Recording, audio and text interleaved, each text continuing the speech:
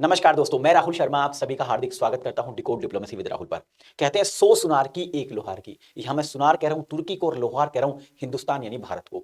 देखिए, तुर्की को जब भी मौका मिला भारत के खिलाफ बोलने का दुनिया के अलग अलग मंचों से, तो तुर्की ने देर ना करी। इसके अलावा दोस्तों, दुनिया के अलग अलग गुट में, उन गुट में शामिल होने का अगर तुर्की को मौका मिला जो भारत के खिलाफ एक्टिव रहते हैं, तो भी तुर्की ने देर ना करी। लेकिन इस बार दोस्तों, भारत ने तुर्की की ऐसी नब्ज दबा दी है कि तुर्की भारत के घुटनों पर आ गया।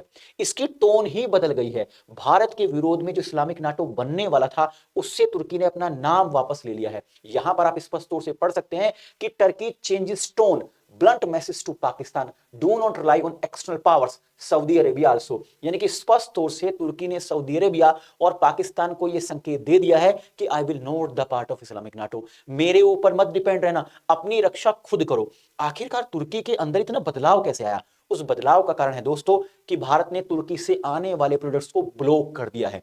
इस पर मैंने दोस्तों 2 दिन पहले एक वीडियो बनाई थी जिसको आपने काफी पसंद किया। आज की इस न्यूज को समझने के लिए हमें दोबारा से इस वीडियो को जानना होगा कि मैंने इसमें क्या बताया था।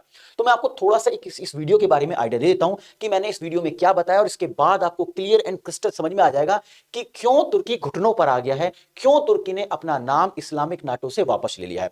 दोस्तों, आप सभी जानते हैं 6 मई की लेट नाइट और 7 मई की अर्ली मॉर्निंग को ऑपरेशन सिंदूर के तहत भारतीय फौज ने पाकिस्तान के कई सारे आतंकवादी ठिकानों पर जबरदस्त हमला किया। लेकिन उसके 24 घंटे बाद ही दोस्तों, पाकिस्तान ने भारत के पूरे वेस्टर्न फ्रंट को घेर लिया। यानी कि भारत के वेस्टर्न फ्रंट पर जबरदस्त तरीके से ड्रोन से अटैक किया गया। खैर, शुक्र मनाइए दोस्तों भारत के सुदर्शन चक्र S-400 और आकाश मिसाइल सिस्टम का कि उन्होंने जितने भी ड्रोन्स आ रहे थे पाकिस्तान की ओर से उनको मार गिराया। लेकिन दोस्तों, जितने भी ड्रोन मारे जा रहे थे उससे कहीं ज्यादा ड्रोन लगातार पाकिस्तान की ओर से भेजे जा रहे थे। अब ये जांच का विषय बनता है कि इस कंगले देश पर, पाकिस्तान पर इतने ड्रोन आ कहां से रहे हैं। जब जांच की गई तो ये पाया गया कि शिप भरकर बाकायदा ड्रोन इसके परम मित्र तुर्की ने भेजे हैं। बस फिर क्या था, आप तो जानते हैं भारत की जनता को, उनके अंदर वो रोष पैदा हुआ, गुस्सा पैदा हुआ कि एक्स पर ये ट्रेंड चल गया कि बायकॉट टर्की प्रोडक्ट्स। इस बार भारत सरकार ने भी देर नहीं करी और अपनी जनता का सपोर्ट करते हुए अपने राजनीतिक और जो व्यापारिक संबंध है तुर्की के साथ, उसमें कमी करने की शुरुआत कर दी। देखिए, ऑपरेशन सिंदूर के बाद क्या हुआ दोस्तों? ऑपरेशन सिंदूर के बाद भारत ने लगातार तुर्की से अपने व्यापारिक संबंध जो है उसमें गिरावट करने की शुरुआत कर दी।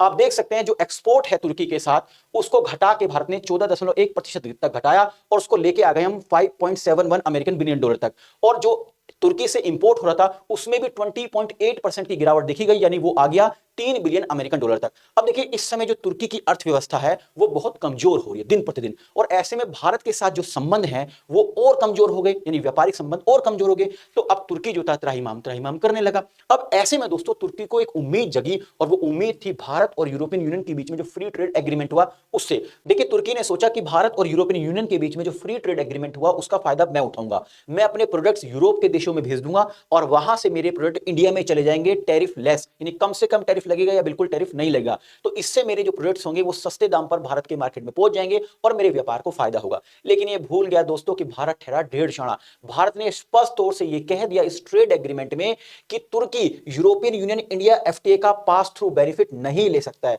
मतलब यूरोपियन यूनियन साझेदारों की तरह भारत में सामान सस्ता नहीं भेज पाएगा। मैं आपको बता दूं दोस्तों, तुर्की यूरोपियन यूनियन का पार्ट नहीं है।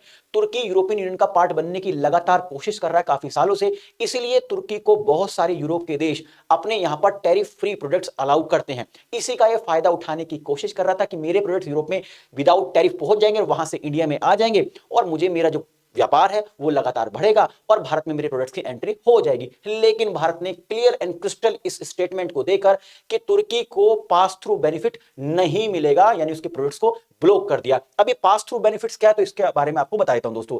देखिए, भारत और यूरोपियन यूनियन के बीच में जो 27 जनवरी 2026 को फ्री ट्रेड एग्रीमेंट हुआ है उससे बहुत कुछ बदल गया है। अब भारत और यूरोप के देशों के बीच में जो प्रोडक्ट्स खरीदे और बेचे जाएंगे उन पर बहुत ज्यादा प्रोडक्ट्स पर 0% टैरिफ लगेगा, और जिन पर लगेगा उन पर बहुत ही कम लगेगा। मतलब जो भी प्रोडक्ट्स भारत से यूरोप जाएंगे या यूरोप से भारत आएंगे उन पर टैरिफ लगेगा 0%। लेकिन इंडिया और टर्की के बीच एफटीए नहीं है, तो अगर टर्की से कोई प्रोडक्ट भारत आता है या भारत से कोई प्रोडक्ट टर्की जाता है तो उस पर 20% उससे ज्यादा का टैरिफ लगेगा। तो यहां पर तुर्की ने दिमाग का इस्तेमाल किया। तुर्की ने सोचा कि मैं अपने प्रोडक्ट्स पहले भेज देता हूं यूरोप, और यूरोप से फिर भेज दूंगा इंडिया। तो इंडिया को लगेगा कि ये प्रोडक्ट यूरोप से आए हैं, तो क्या होगा, मेरे प्रोडक्ट्स पर टैरिफ लगेगा नहीं और मेरे प्रोडक्ट सस्ते दाम पर इंडिया में पहुंच जाएंगे। लेकिन यहां पर इंडिया ने क्लियर एंड क्रिस्टल बोल दिया है कि पास थ्रू बेनिफिट्स नहीं मिलेगा। इंडिया ने तुर्की को बता दिया कि सुन ले जनाबे अली, इस डील में हमने पहले से इंक्लूड कर दिया है rule of origin. Rule of origin का मतलब है कि यूरोप के हर देश को और भारत को यह बताना होगा कि जो प्रोडक्ट हम एक दूसरे को बेच रहे हैं, खरीद रहे हैं, ये ओरिजिनेट कहां से हुआ। मतलब जो तुर्की सोच रहा था कि मैं अपना प्रोडक्ट पहले यूरोप में भेज दूंगा और यूरोप से फिर इंडिया आ जाएगा, तो जैसे वो प्रोडक्ट इंडिया में आएगा तो उससे पहले उस यूरोप के देश को बताना पड़ेगा कि प्रोडक्ट कहां पर ओरिजिनेट हुआ। बस यहीं पर दिक्कत हो गई तुर्की को। मतलब अब तुर्की के प्रोडक्ट की पहचान हो जाएगी और भारत उस पर लगा देगा 20% टैरिफ। तो इस वजह से तुर्की परेशान हो गया। तुर्की को समझ में आ गया वैसे ही अपनी इकोनॉमी जो है चरमरा रही है, और इसमें भारत ने ये रूल ऑफ ओरिजिन और ऐड कर दिया, यानी कि पास थ्रू जो का बेनिफिट है वो हमें नहीं देगा। तो भारत के सामने गिड़गिड़ाने लगा। इवन टर्किश मीडिया ने भी काफी रिक्वेस्ट करी भारत से, भारत की सरकारों से, कि इस तरीके का जो ऑब्स्टेकल है वो क्रिएट नहीं करना चाहिए। तो यही जो प्रोडक्ट्स बैन करने का दबाव है ये टर्की पे दिखाई दिया, और अब टर्की ने स्पष्ट तौर से जो भारत के विरोध में जो इस्लामिक नाटो पाकिस्तान और सऊदी अरब पैदा करना चाह रहे थे उससे अपना नाम वापस ले लिया। अब ये इस्लामिक नाटो क्या है तो इसके बारे में आपको थोड़ा सा बता देता हूं दोस्तों। देखिए, पाकिस्तान और सऊदी अरब ने सितंबर 2025 में एक स्ट्रेटेजिक म्यूचुअल डिफेंस एग्रीमेंट किया था। अब इस एग्रीमेंट में क्या कहा गया, जिसमें कहा गया कि यदि किसी पर हमला होगा तो दोनों इसे अपने ऊपर हुए हमला जैसा मानेंगे, मतलब एक साथ मिलकर रक्षा करेंगे। मतलब अगर पाकिस्तान भारत में आतंकवादी भेजता है और भारत पाकिस्तान पे हमला करता है तो सऊदी अरब भी भारत पर हमला करेगा। यानी कि एक क्या बनाया गया दोस्तों, स्ट्रेटेजिक म्यूचुअल डिफेंस एग्रीमेंट बनाया गया। और इसके जैसे एग्रीमेंट हुआ दोस्तों, इसके कुछ दिन बाद ही ये खबर आई कि तुर्की भी इसका पार्ट बनेगा। मतलब जिस तरीके से यूरोप के अंदर नाटो है, नॉर्थ अटलांटिक ट्रीटी ऑर्गेनाइजेशन है, इसी तरीके से इन मिडिल ईस्ट के अंदर एक इस्लामिक नाटो बनाया जाएगा। ये खबर जोर शोर से थी, लेकिन जैसे ही भारत ने टर्की की नब्ज दबाई कि आपके प्रोडक्ट्स ब्लॉक हैं, तो टर्की ने तुरंत ही कह दिया we are not the part of this Islamic NATO. बाकायदा क्लियर एंड क्रिस्टल मैसेज दिया पाकिस्तान को, सऊदी अरेबिया को, कि भाई भारी ताकतों के दम पे ना रहें, अपनी रक्षा खुद करें। अगर आप पर कोई अटैक होता है तो ना तो हम सऊदी अरब की रक्षा करेंगे, ना ही हम पाकिस्तान की रक्षा करेंगे। आप मुझे बताइएगा इस वीडियो के कमेंट बॉक्स में, क्या तुर्की जो कह रहा है वैसा करेगा? अगर कल को भारत हमला करता है दोबारा पाकिस्तान के ऊपर, तो क्या इस बार दोबारा से ड्रोन नहीं भेजेगा? लेकिन लग तो कुछ ऐसे ही रहा है दोस्तों, दबाव में तो बहुत है, क्योंकि बाकायदा जो टर्किश मीडिया उसने भी कहा है कि Turkey urge to priorities trade interest over geopolitical block alignments. यहां पर तुर्की को अपने ट्रेड रिलेशंस को आगे ले जाने की जरूरत है, ना कि किसी भू राजनीतिक गुट में शामिल होने की। हमारी इकोनॉमी वैसे ही खतरे में है, उसका स्तर लगातार दिन पर दिन गिरता जा रहा है, और हम सोच रहे हैं कि हम पाकिस्तान प्रेरित, सऊदी अरब प्रेरित किसी भू राजनीतिक गुट में शामिल हो। ये हमारे लिए खतरे से कम नहीं होगा। तो मतलब हमारी सरकार को सोचना चाहिए और भारत के साथ अपने संबंध लगातार स्ट्रांग बनाने चाहिए।